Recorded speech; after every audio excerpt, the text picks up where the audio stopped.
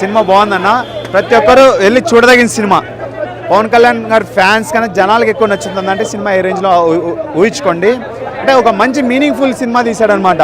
ఏదో తీయాలంటే తీయకుండా బాగా హ్యాండిల్ చేశాడు. సినిమా చాలా బాగుంది.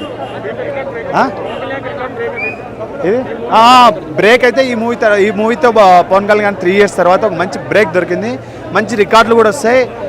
మొత్తానికి డైరెక్షన్ చాలా బాగా హ్యాండిల్ చేశారు. కళ్యాణ్ గారు రియల్ లైఫ్లో ఉండే డైలాగ్స్ కూడా చాలా ఉన్నాయి సినిమాలో. సినిమా ఎక్కడ తగ్గకుండా ఒక మంచి రేంజ్ ఇచ్చారని చెప్పాలి.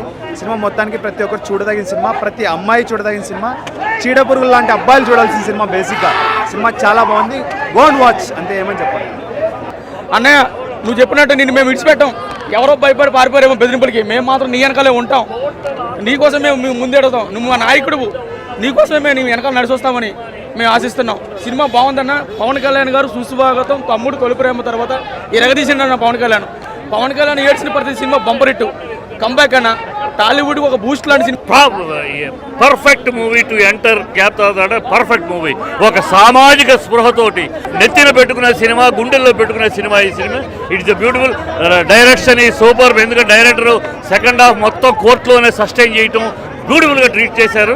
వెల్ డైలాగులు కూడా లాజికల్గా ప్లస్ ఇమేజ్కి తగినట్టు ప్లే చేశారు. Well performed, well made movie. First half కాస్త లాగ్ అనిపించిన, సెకండ్ హాఫ్ అయితే చాలా బాగుంది. దానికి దీనికి చాలా డిఫరెంట్ ఉంది. ఈ సినిమాలో ప్రతి ఒక్క పాయింట్ యాప్ట్గా తీసుకున్నారు. మహిళల మీద ప్రతి ఒక్క డైలాగ్ కూడా యాప్ట్గా ఉంది. మహిళల్ని చూసే విధానం అయితే ఖచ్చితంగా మారుద్ది. బాగుంది.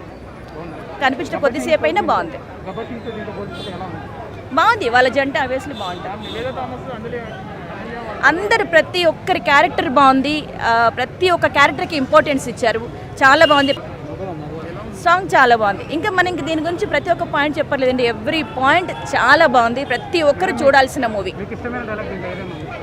ప్రతి ఒక్క డైలాగ్ ఇష్టమైంది. గెలుపు పోరాటం గెలుపు కోసం కాదు, ధర్మం కోసం.